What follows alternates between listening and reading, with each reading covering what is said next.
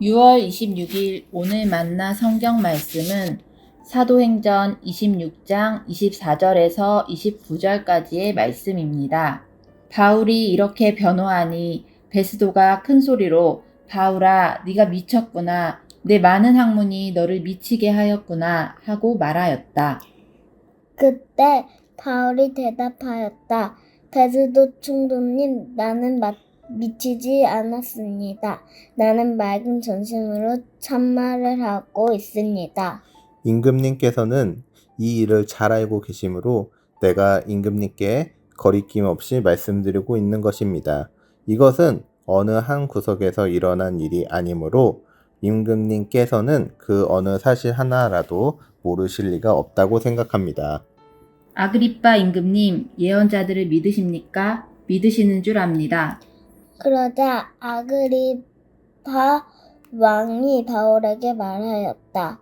그대가 짧은 말로 나를 설득해서 그리스도인이 되게 하려고 하는가? 바울이 대답하였다. 짧거나 길거나 간에 나는 임금님뿐만 아니라 오늘 내 말을 듣고 있는 모든 사람이 이렇게 결박을 당한 것 외에는 꼭 나와 같이 되기를 하나님께 빕니다. 아멘. 오늘 만나주시는 하나님을 기대합니다. 바울은 유대인들의 고발로 법정에 서 있습니다. 총독 베스도는 유대인의 환심을 사려고 예루살렘에서 재판에 주려고 했습니다. 하지만 바울은 자신이 로마 시민권자이기 때문에 황제의 법정에서 무죄를 다투겠다고 했습니다. 아마도 바울은 황제에게도 복음을 증거하겠다는 생각을 하지 않았을까 하는 추정을 해봅니다. 이에 베스도는 바울을 분봉왕 아그리빠 앞에서 신문을 받도록 합니다. 바울은 자신도 여러 유대인과 마찬가지로 유대 종교에 헌신적이었지만 하늘로부터 받은 환상은 자신의 모든 것을 바꾸어 놓았다고 주장했습니다. 다시 말해 자신은 예수 그리스도를 추종하던 사람들을 체포하러 다마스커스로 가던 도중에 그 예수 그리스도께서 친히 보여주신 소위 옵타시아, 비전, 환상을 통한 하나님의 부르심을 받았다고 주장한 겁니다. 이 신적인 사건을 도무지 거역할 수 없어서 온갖 위협 속에서도 자신의 목숨까지도 바칠 각오로 지난 25년의 세월을 달려왔던 것이고 이스라엘 사람들은 물론 이방인들에게도 예수 그리스도를 전파하는 사명을 흔들림 없이 수행해 왔다고 역설합니다. 바울의 말을 듣고 있던 총독 베스도가 소리를 버럭 질렀습니다. 바울아, 네가 미쳤구나. 네 많은 학문이 너를 미치게 하였구나. 오늘은 이 미쳤다는 말에 대해 묵상하고 싶습니다. 권력을 추구하고 패권자를 숭배하는 로마 제국의 관리 총독 베스도는 나사렛 예수 이야기를 전하는 바울을 미쳤다고 힐난합니다. 바울은 나사렛 예수가 세상을 구원하기 위해 이 땅에 강림하신 메시아라고 전하고 있지만 총독 베스도의 눈에 예수는 자신조차 구하지 못한 채 처형당했던 사형수에 불과하지 않았습니까?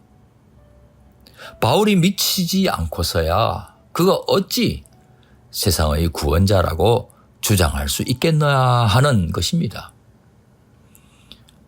복음을 모르는 세상 사람들의 눈에는 십자가와 부활의 복음은 미치지 않고서야 전할 수 없는 것입니다. 세상을 구원하시는 하나님의 능력과 지혜는 세상 사람들에게는 참으로 미련한 겁니다. 낮아짐과 섬김, 그리고 자기 희생을 통한 구원은 세상이 도저히 이해할 수 없는 역설입니다. 여기서 우리 자신은 어떤 삶을 살고 있는지 묻고 싶습니다. 우리들은 세상 사람들로부터 미쳤다는 소리를 듣기는커녕 오히려 그 반대 아닙니까? 어쩌면 세상에 너무나 동화되어 버린 나머지 이제는 세상 사람들과 구분하기 어려울 정도로 살아가고 있는 것은 아닌가 하는 생각을 하게 됩니다. 사랑하는 성도 여러분, 사실 무언가에 미쳐 있다는 것은 어떤 의미에서는 열정적이라는 말의 다른 표현 아닙니까? 그런데 우리에게는 바울처럼 예수 그리스도를 위해 모든 것을 희생할 정도의 열정이 있는가 묻고 싶습니다.